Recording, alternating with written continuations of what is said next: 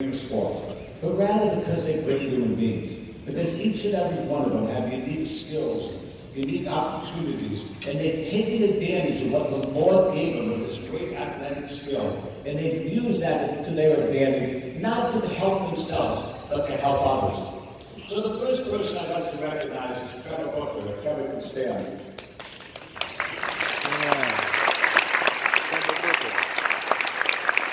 Trevor's played in the NBA for 9 years. He's currently injured. But Trevor's favorite holiday is Thanksgiving. Every year he takes 10 needy families to the grocery store where they can purchase all of their items for their family Thanksgiving dinner, and he personally pays for it. He also promotes the importance of young children having a good breakfast to be able to learn in school. He'll also go to local grocery stores where he'll sign autographs and take pictures for anyone who buys a box of cereal that he then donates to local charities. However, that's not his real claim to fame. Trevor founded an international boarding school, an international high school, about 50 miles outside of Charlotte. I was blessed enough 2 weeks ago to go there. As I walked into this classroom and had the opportunity to speak to some of the students, I came to the realization that the definition of diversity was Trevor Booker's high school. The definition of diversity was a young lad from Croatia, happened to be a white kid, happened to play basketball, happened to be sitting at the same table with a Spanish person from the Dominican Republic that happened to play baseball. And he was sitting next to 3 other players and 3 other students who happened to play basketball. But they were all coming together with great camaraderie. And when I spoke to them and told them that sports is not the ultimate goal in life, because the statistical likelihood is so small of actually getting to that point where you're capable of making a living and being successful in that endeavor. But the real purpose of life is an education. The real purpose of life is understanding that the competition on the floor is no different than the competition in the boardroom. I have come to a realization in the last few games that the only thing that differentiates me as a professional athlete is the fact that we both have to compete. We just compete on a different level and a different plane. I'd like all of you to applaud Trevor Booker, not because he played 9 years in the NBA, but he gives back each and every day, gives back to all of us. And his aspiration is to be a good human being.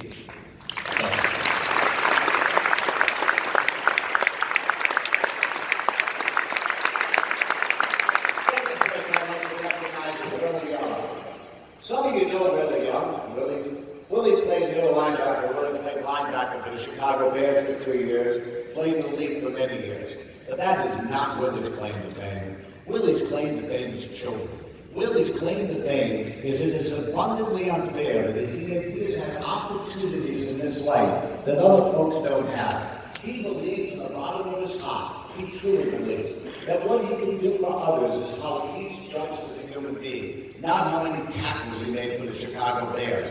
Although there was nothing more important in his life when he played that game, because he respected the game, respected what he did in the game, respected what he made in the game, and did a phenomenal job of holding on to a lot of it. I hold him in very high esteem, Mr. Willie Young.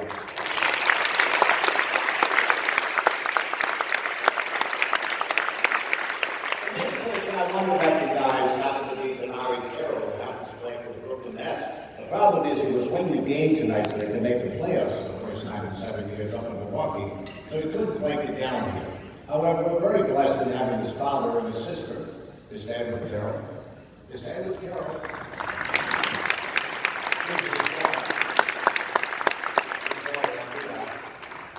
Mr. Carroll's calling may be the fact that he is a minister. However, that's not his true calling. Mr. Carroll's true calling is Mr. Carroll aspired and has aspired to do everything humanly possible to help the community, providing free meals at schools in Alabama and Mississippi. And in Arkansas, his efforts and resources have been directed towards the revitalization of Fairfield Bay. However, it goes beyond that. In the town in Arkansas, where Mr. Carroll is building a hotel, and I believe we're opening here this coming week, this town has never truly been completely segregated. This town has never truly been completely integrated. Mr. Carroll has taken it upon himself, on the blood, sweat, and tears of himself and his family, and tried to put himself in a position where he could help America in some small way by getting to another community that doesn't recognize and doesn't accept that the color of our skin has nothing to do with our capability, but rather the strength of our character does. This stand with Carol.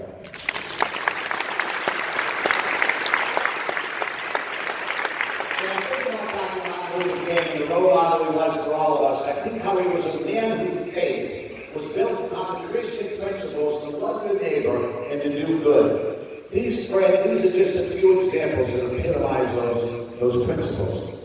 I've spent some time thinking about what defines America's great. And I've come to the realization that currently we're pitting blacks against whites, rich against poor, straight against gays, Christian against Muslim. How did this great nation come to treat every death of a poor black man as a statistic and the death of a rich white man as a tragedy? How is this great? In order to actually have a great America, we have to go back to being the moral compass of the world. What I've always been most proud of, and I'm 69 years old, I have always been most proud that this country not only is the moral compass of the rest of the world, that we have the right to look another world leader in the eye, and we have the right to say that our way is the right way. Our way is the right way because we do it the moral way. Our way is the right way because our system of government, of the people, by the people, for the people, means that we are the government. We are the government. The government's not the government. We are the people. We elect our elected officials to be at our beck and call and do what's best for society. That is the obligation of every politician in this country. But the greater obligation in this country is we are truly the grandfather of the world. We are truly the grandfather of the world and have been since the end of the Second World War. That obligation and that responsibility of being the grandfather of the world means that what we have to do is we have to be respectful of the people beneath us. We have to be respectful of the people that respect us for who we are. But boy, son of a gun, we have an obligation to get back to that moral compass.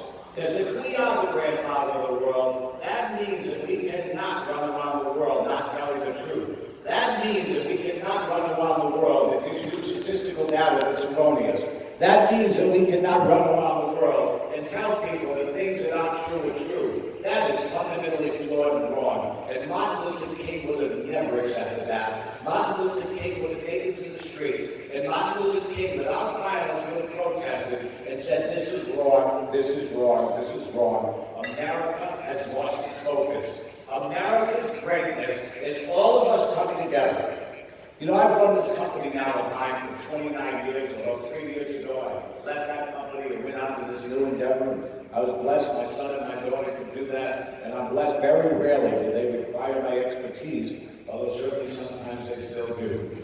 But as we traverse that path and as we have this conversation about all these things that have happened over time, I've come to the realization over time that many, many, many things have happened over the last 20 years that really offend me.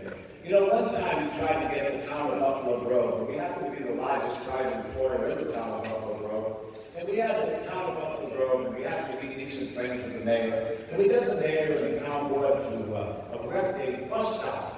So that the folks that happen to work for us, primarily from the south side, because I've always believed in hiring from the south side, the folks that come from the south side, guys, they got to take 2 buses to get to work. They got to take a bus to get from where they are to get to some other place, and take another bus to get to work. I mean, that's ludicrous. They spend 2 hours a day taking buses to come to work. And so I petitioned the town board. I said, please build us a bus stop, build us something so when it's raining and it's snowing, that folks did not have to stand out in the rain and the cold. But you know what happened a few months later? We get negative press. Negative press is very interesting, you know. It doesn't matter if you happen to be the Attorney General, you have to be a business owner. Negative press is negative press. But at the end of the day, we have this crazy woman who happened to be on the town board, luckily no more. She writes an article in the local newspaper saying we shouldn't have all these African Americans congregating in Buffalo Grove. I mean, how is that logical and rational? You think these things don't really happen in real life. These things happen in real life. These things happen. Prejudice happens. Prejudice happens. We have to eradicate it.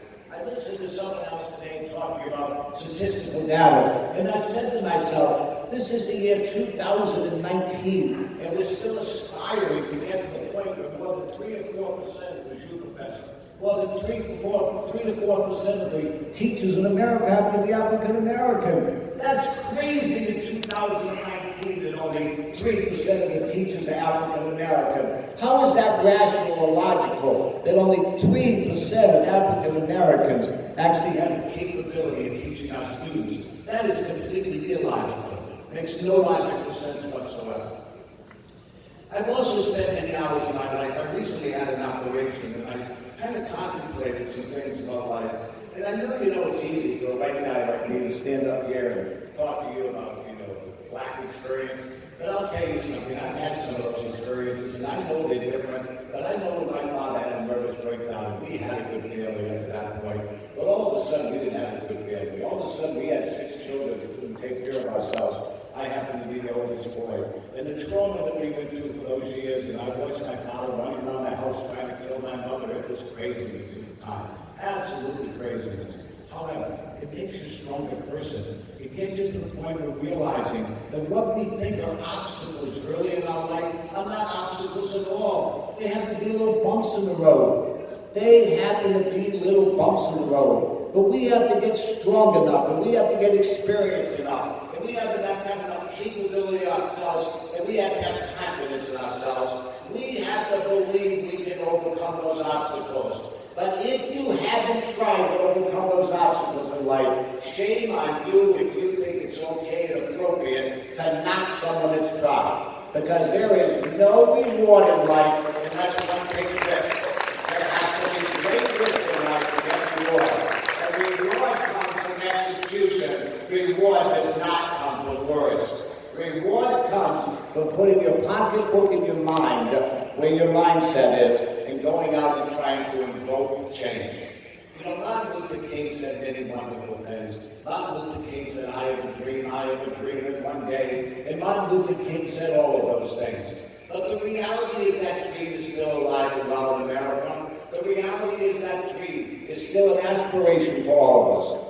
The reality, though, is that we as a people have to come back together. We as a people have to say to ourselves that the greatness of America is not yet to come. The greatness of America has already been here. We have to recapture the greatness of America.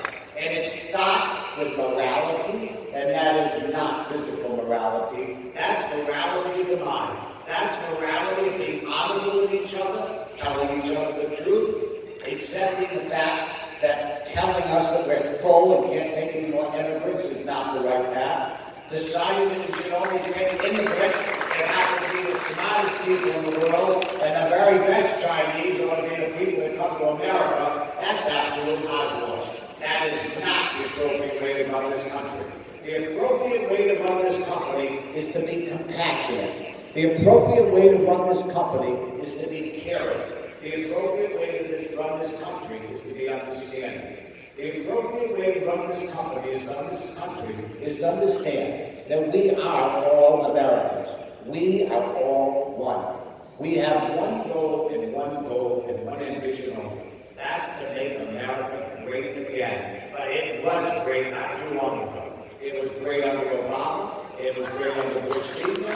It was great under Clinton. It was great under Roosevelt. It was great under Lincoln. But if you think of how long it takes us to evoke change in this country, do you realize that 50 years could go by, and we don't have demonstrative change? Think about that. That's 1.5 generations of people, and we still can't evoke necessary change. We have to have dinners to remember Martin Luther King, but the real reason we have this dinner is a word equality. We are all equal. We are all God's children. Each and every one of us have to be cognizant of our obligation to all of us. If we are judged, if there's anyone that judges us about our life's work, the only way we plausibly can be judged, is by how much good we can do for others. I have lived my life, and sometimes been criticized about it. I have lived my life thinking that if I tried to help the downtrodden, because, I could have gone into the consulting business, and I could have represented the IBMs, because I've spoken at Harvard, and I've taught at Harvard, and I've been giving awards from Harvard, and Harvard's done a case study about my marketing methodology. That's all baloney. Absolute baloney. None of that means anything. The only thing that matters at the end of the day is how much good can I do for others? How can I help other human beings aspire to greatness? We as a country have stopped doing that at the moment. I know the new Attorney General shares those legal principles, and the new Attorney General certainly shares the fact that all of us are one, and that all of us have to be treated equally. Because there is one thing that's absolutely true. We are a government of the people, by the people, for the people, but we are also a government with liberty and justice for all. That is every single one of us. We are waived from that obligation. We are no longer the same country we were not too long ago. We have to take back the reins of this country, and we have to get this country to understand that the goals and aspiration of all of us is that each of us can look ourselves in the mirror. Am I supposed to be done? Is that good? What people don't realize is I have a brilliant timekeeper for myself and my own company who literally holds up the sign telling me what's not right. That doesn't mean I always listen. But I'll finish on this note. I want to thank the Reverend. Because 53 years he's memorialized the life and times of Martin Luther King. If we really look at this from any reasonable perspective, it is astonishing what Martin Luther King actually did. Because what Martin Luther King did was Martin Luther King took the pulse. And Martin Luther King said, no violence. Martin Luther King said, if it's violence you want, help me out. Martin Luther King said the only way to get positive change is to continue to persist and persevere. I am begging each and every one of you, continue to persist and persevere. Change is just around the corner. When things look the bleakest, things are almost always the best.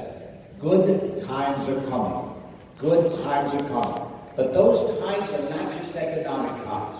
Those are times where we can look ourselves in the mirror again. We can look at each and every one of us in the eye, and we can say, we as Americans are all equal. We are not judged by who our father was, or who we happen to know, or what our zip code is, or what type of car we drive. We are judged by the strength of our character. And I can only pray that the Lord blesses me and tells me that I have done that fairly well. God bless all of you. God bless us.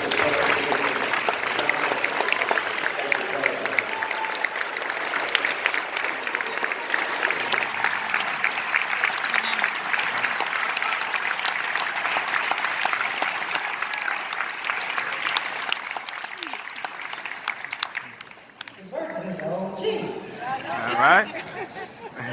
We appreciate you, appreciate your words, appreciate your service to this organization and others. And I really appreciate you bringing us living examples of something to live up to. Thank you, gentlemen, for joining us here tonight. And we appreciate you. Our keynote speaker,